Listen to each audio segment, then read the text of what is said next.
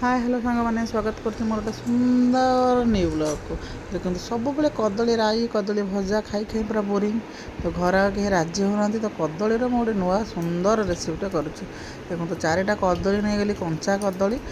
भलसे चोपा छड़े लुण हलदी पानी में पकईदेली देखो ग्रेट मेसीन यहाँ हूँ बड़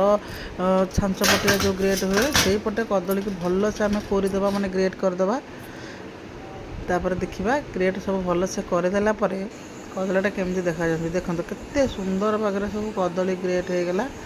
जदि मो भिडियोटी आपको भल लगुवा आपण मन को छुँव ना तो वीडियो को लाइक शेयर सब्सक्राइब निश्चय करूँ मत आग को नेबाक चेष्टा करूँ मुझे बहुत भल भल सुंदर सुंदर रेसिपी आनी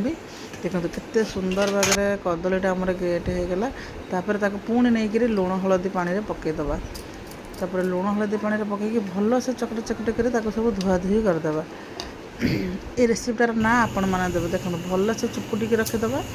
भल से चुपुटी रखी सारा पुणी कौन कर लुण हलदी पानी गोलेकरी सॉरी हलदी पानी नुह लुण हलदी गोलेकरी 15 मिनिट में घोड़ेदेवा देखो पूरा एक भल से 15 मिनिट पुणी घोड़ेदेवा लुण हलदी गोले कारण या आहरी बहुत पानी बाहर जदि एत पानी बाहर ना तो बेसनटा अधिक लगे तो कदलीर स्मेल आसबनी पिठारे देखो गोटे ग्राइंडर जगह मु पियाज तापर 2 चमच बेसन 2 चमच चाउल गुंड अदा रसुण जीरा धनिया जेहेतु मु गुंड मसला यूज करी ना सब पकईकि भल से पूरा चिकन कर बाटी आनली देखो केते पानी बाहरला पुणी से जो 15 मिनट घोड़े रखी कदली तादेह केते पानी बाहर देखो केते पानी बाहरला तापर चिपुड़ी से जो गोलेकी जो बेटरटा बाटिकी रखी तादेह पकईदे आदौ भी पानी देविनी आ गुंड मसला देले भी आदौ पानी देवेनि सेमती चकाटे कारण पानी देला माने बहुत बेसन लगे आ टेस्ट आसबनी तो गरम भात पखाल भात सबुतर तो ये भल लगे पखाल आहरी बढ़िया लगे देखो किसी भृषम पत्र पकईदेली तापर गोलिया गोली करी अलरेडी मुझे गोटे थर कर वीडियो कर पारे सेकेंड थर को देखा देखो एमती बरा सेप दे पूरा कम तेल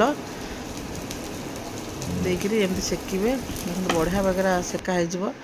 बढ़िया से भी उठीज आ पखाल तो बहुत बढ़िया लगे खाया एमती थे बनईक खाँतु देखिए केते टेस्ट लगे कदली